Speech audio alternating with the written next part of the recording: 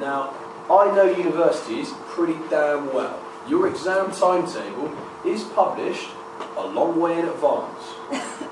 Bless you. I'm just going to say bless you because you're so nice it's not bad not to say anything.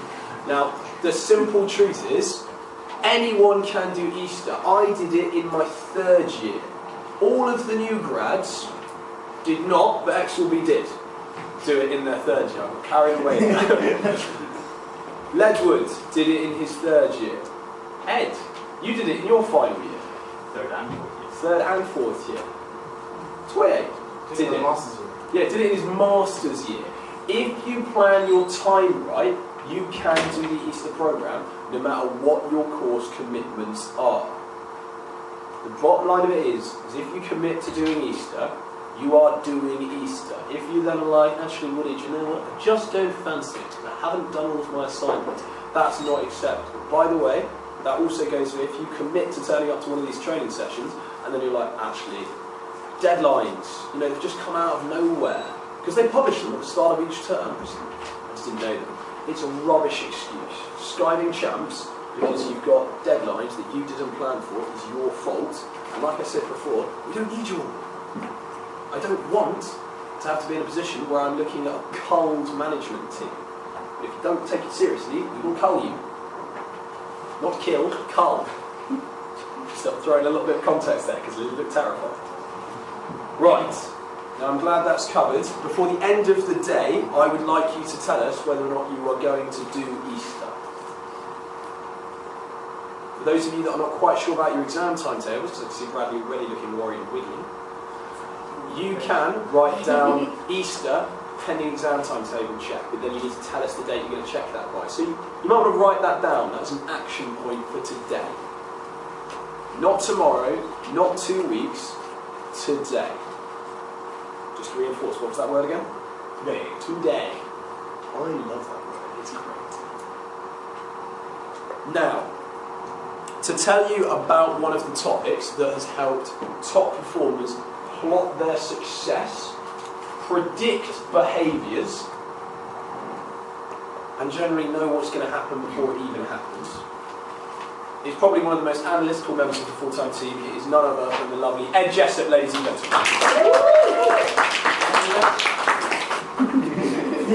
Cheers, Bradley. I love you. I was just having a look through some of those caption competitions. Some good ones, but I think one person didn't quite get it. I pulled this one out. It looks like just drawn the poster.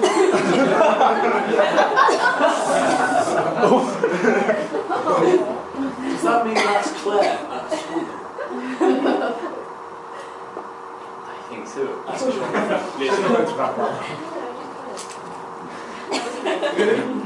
Anyway, we'll be revealing more about those later. Cool. So I'm sort of here to talk to you, as Woody mentioned, about being able to preempt things, knowing what's going to happen in the future, but also give you a bit more detail for your business plans as to what's going on when. I bet that there's a lot of you, probably everybody in this room, at some point last summer, they were told by their manager that there was going to be a meeting, breakfast meeting, or management meeting, sales meeting, or next week was the big week. And they didn't really know why. And probably worse for the people who were managers last year, because they then had to get their team excited about that without knowing why it was happening. It used to really piss me off, so that's the aim of today, is to be able to put an end to that and be able to let you know what those reasons are for. Who knows any of the 4 stages of any Champions programme?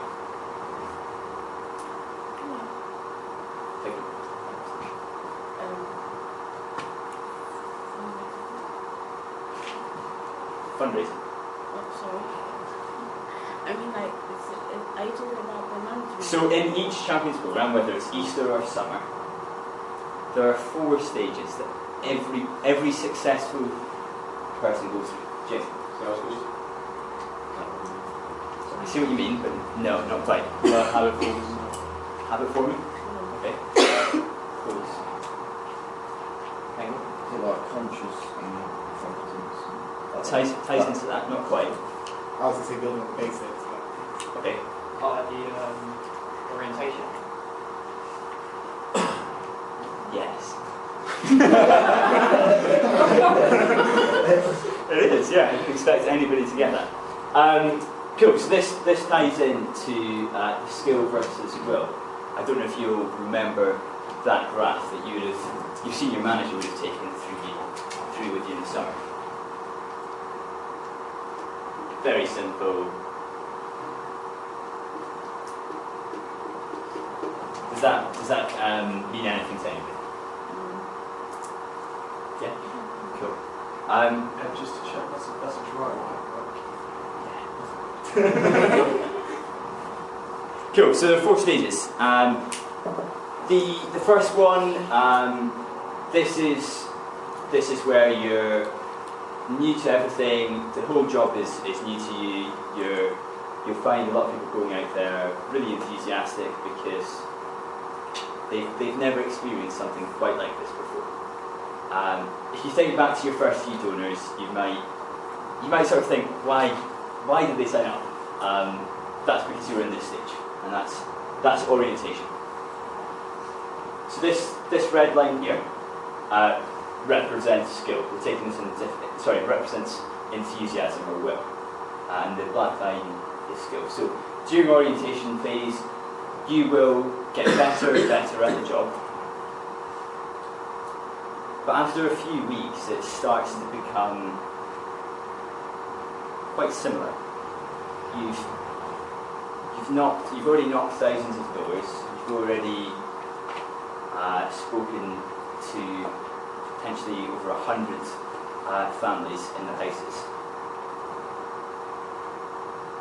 and you know that you should be progressing because we're a development program. You know you should be getting better, but you can feel you're improving your skill set, but it's not showing the results.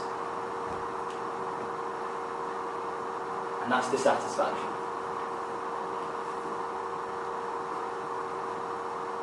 Essentially, dissatisfaction is the phase where the results that you want to get are higher than the results that you're actually getting. Hands up if they think they experienced that last summer. Anyone who hasn't got their hands up is lying. James Wood? Never experienced this satisfaction. Cool. The next phase, this is the difference between a successful summer and an unsuccessful summer, is the ability to move into the next stage. And that is resolution. Essentially, it's getting out of dissatisfaction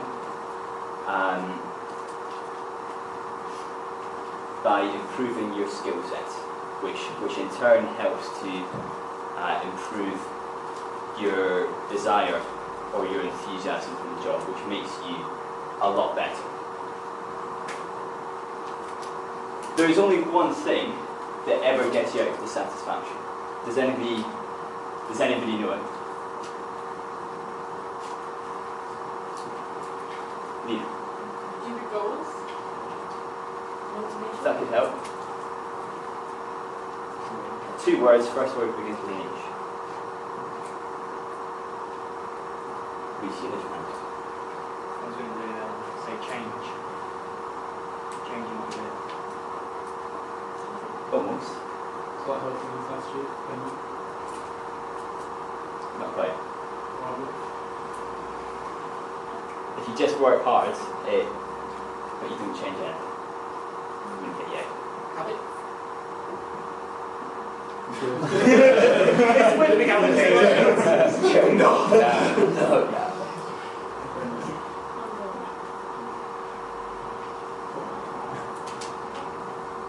This is really important because this will come during the summer. Dissatisfaction, no matter how well you plan, it will happen. and there's only one thing that will ever get you out of it. Hope. Hope. And confidence.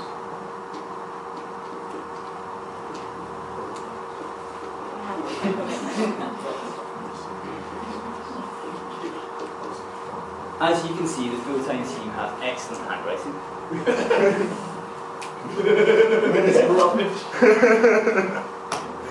So it's hope and confidence is the only thing that ever gets you out. Now, for each individual, that can be something different. So it might be the appraisals that are happening. It might be a big week. It might be advanced training.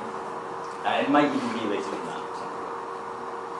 So after the resolution stage, which is obviously after that hope and confidence has been transferred, the last stage comes, and that's where you're going out there at the end of the programme, smashing out your big weeks, consistently getting the results, getting your best results of the programme,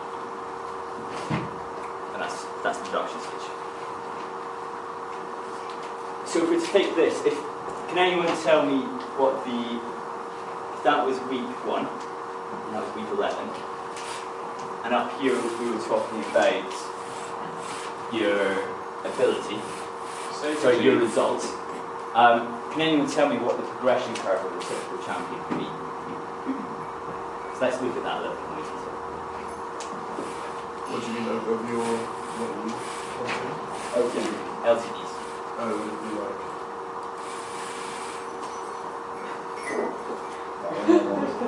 Exponential. Yes. that's none. So that's what we talk about all the time. We always talk about an exponential growth curve.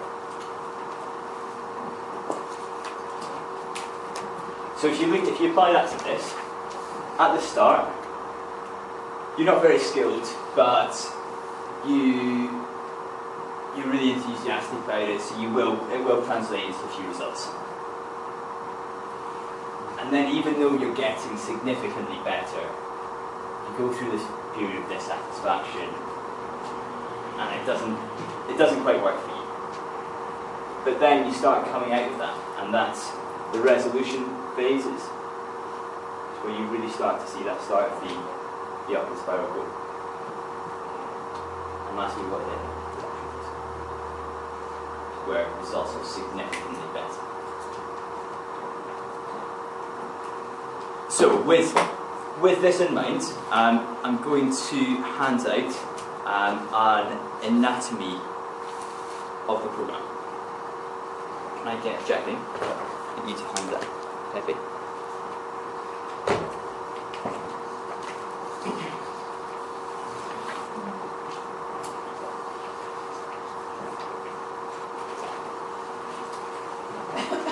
Cool, so this is something you can put into your business plans.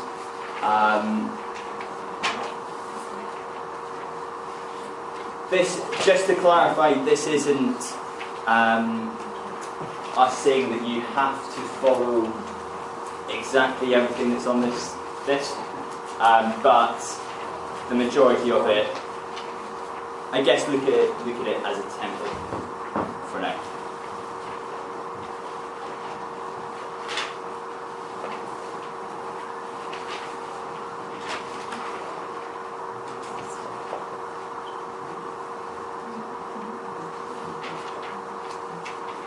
Cool. Has everyone got one?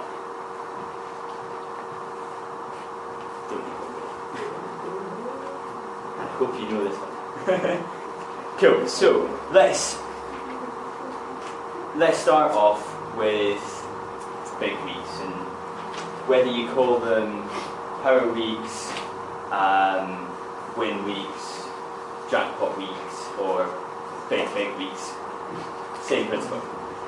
So big weeks, you will notice there are 4 of them. Week 3 is big week 1, week 7, big week 2, week 10, big week 3, and week 11, big week 4. Why do we have big weeks?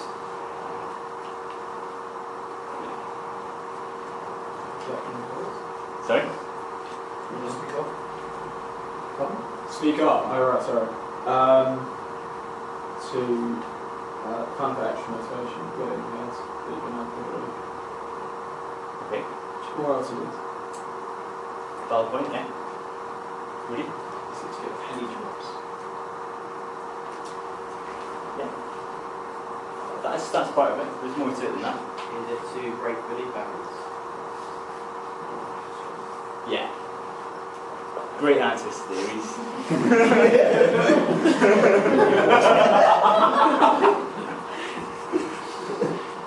it's the third one. Thank you. So creative. Yeah, your hands up. Your hands up. Okay, cool. Cool. Yeah, big weeks. Yeah, there's loads of reasons for them. Obviously, they do give more opportunity for results to come in. But there's a lot more to them than that. Let me explain to you the psychology behind the big week. So, you will have had beforehand, results will have been coming in, but typically in the periods before a big week, they tend to be quite consistent or low amount of growth. If you look at every single week in a Champions programme, in any Champions programme, you will see the biggest percentage improvement from the week before always comes in a big week. Now you might say, well, obviously it's just because you work more hours, but there's much more to it than that. So you start off the week, and so first of all, you're working 7 days of that week. So there is much more opportunity to build up momentum, and the week culture gets into place instead of the day culture. But you have many more hours in that week to be working. So even if you don't improve whatsoever, your skill set doesn't even get a single bit better, you're going to have your best week.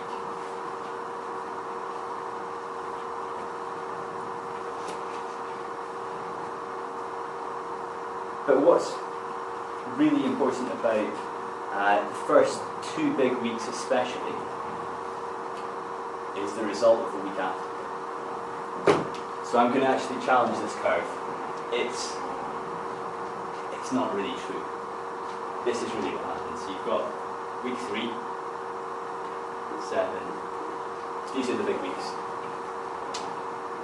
So if you take any Champions region or from any Champions programme, you will find similar results to this. So the regional start off, they do get better, but then week 3 you see a big improvement. The next week, even though they're working less hours, the results don't tend to dip very much. And they improve a little bit, and then there's a big improvement here. You see the same thing happening. And then a big improvement in the last 2 big weeks. Why do you think that happens? Why do you think there's not a big drop after a big week? When you sort of set standards for yourself, Yeah, it's all in the head. It's you all know the quote by Henry Ford, whether you believe you can or you can't, you're right. It's true. You come out of the big week having had your best week, you have your day off on your Monday, you reset, you have your big night out on Sunday night, come into that sales meeting on Tuesday morning, ready to go, and yeah, that's where you tend to see improvements in the actual statistics in terms of inter-shows, per owner, and so on. So that's the importance of the big week. But it's the belief barriers. It's essentially the notion of taking the lid off the jam jar. Flies escape. So you will see on the sheet the second Friday of the programme, Sales School 2 enter. Why do we have Sales School 2? Top up any dropouts, like top up your region. Yeah, there is a lot more to it than just because people have exams and they can't make the start of it. As Woody was mentioning earlier before, there is the need for a top-up, because regardless of how good a recruitment campaign is, there are always going to be people starting the programme who ultimately aren't right for champions, no matter how much they prove to us that they are. So yeah, so that second Friday you get this fun little item. Anybody from Salesforce 2 in here? Sure. So days off, you will notice that there are 4.5 company compulsory days off. These are days off that we say you have to take. Now, it depends how you want to run your region as a management team, as to whether you want to keep it to just these 4.5 days off, or whether you want more days to come. Why would days off typically be on a Monday?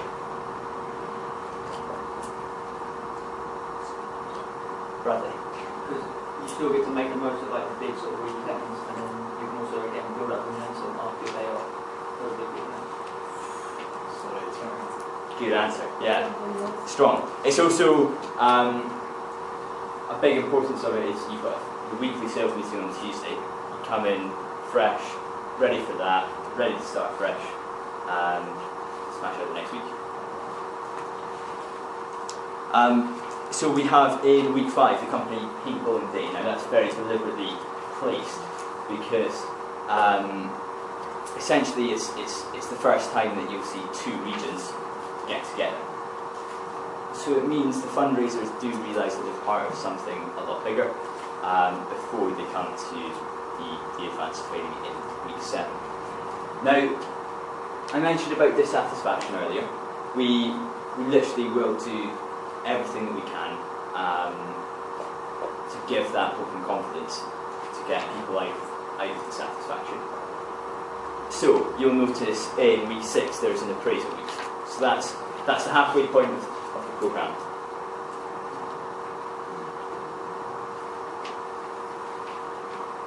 So it's the first time for a review. It's the halfway point of the programme. Managers will always be appraised first, and it's the chance to really set in stone some goals for those fundraisers and those managers for the last half and last push of that programme.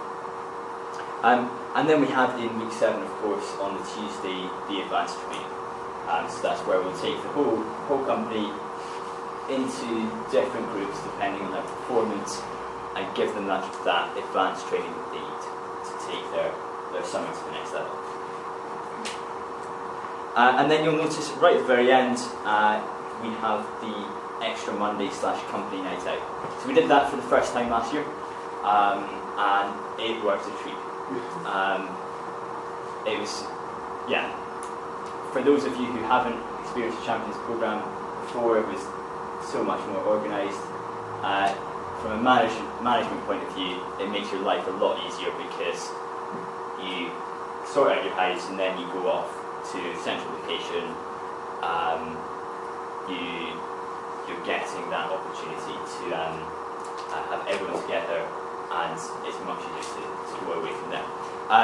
It also means an extra day to take into consideration for attrition rates, so you don't end up disappointed come bonus day.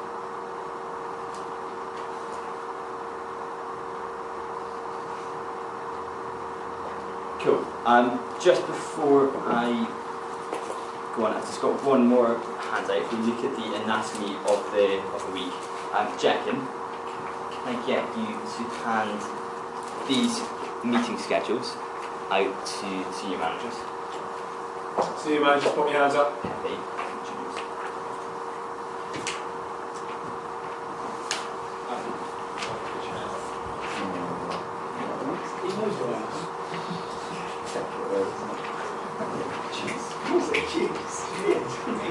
Cheers, mate.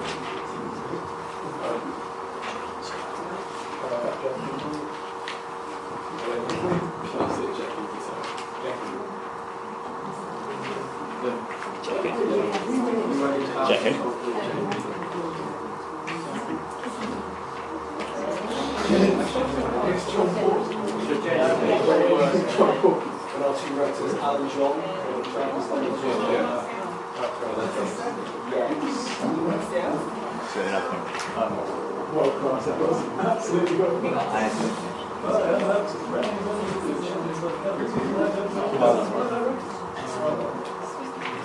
so glad you Oh, this one's a jam. That's okay. Don't worry, there's no minor difference. I'll show you. Someone's taking an essay. Cool, so let's have a quick look through this and why things are where they are. So you will see on a Monday. On a Monday or a Tuesday, obviously depending on when the start of the week is, obviously you're going to have a set-up meeting, and that's basically where you go through the hours that you're going to set yourself as a team, the commitments, and I guess talk about the purpose of what that week is going to be for that team. Hub sessions, Mondays, Wednesdays, Thursdays, Fridays. Thursday is a great opportunity for the junior managers in terms of the hub because they get to run it all by themselves, without senior managers because we have a meeting down in London.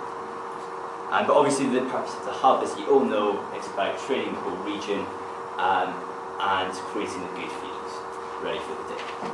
Getting people in the right frame of mind for the start of it. I think I might have just stolen a little bit of someone's speech there, so apologies. Sales meetings, as we mentioned, always on a Tuesday. That's the tie-off of the previous week and the start of the next week. And then we have management meetings for seniors on a Thursday, but then the regional management, the management meeting within that regional division happens on the Friday. And that is all leading up to the breakfast meeting on the Saturday. Let's have a quick recap. Why is the breakfast meeting on Saturday so important? To prepare us for the weekend to manage with the team. Yeah. Why is the weekend so important? Because we know public hours and we have more opportunity to speak to them. How many power hours are there during a week? Let's take a big week. So you work all 5 days of the weekdays. How many power hours are there? 3 hours a day. 3 hours a day. Cool. 3 times 5? 15. 50.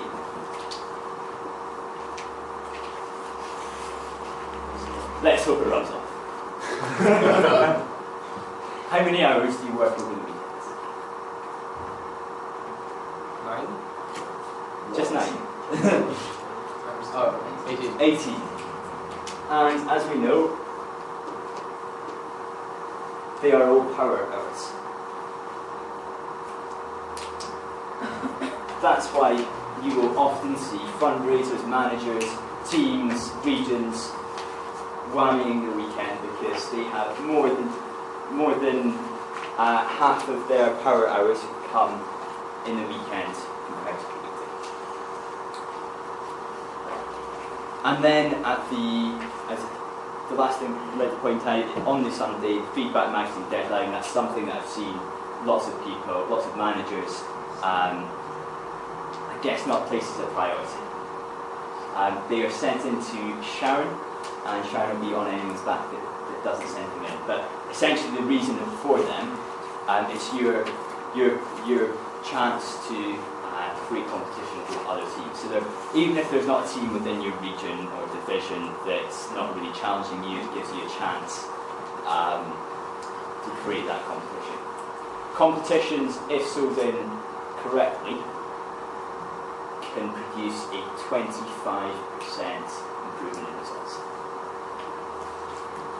So Feedback Magazine is your opportunity for competition throughout the whole time.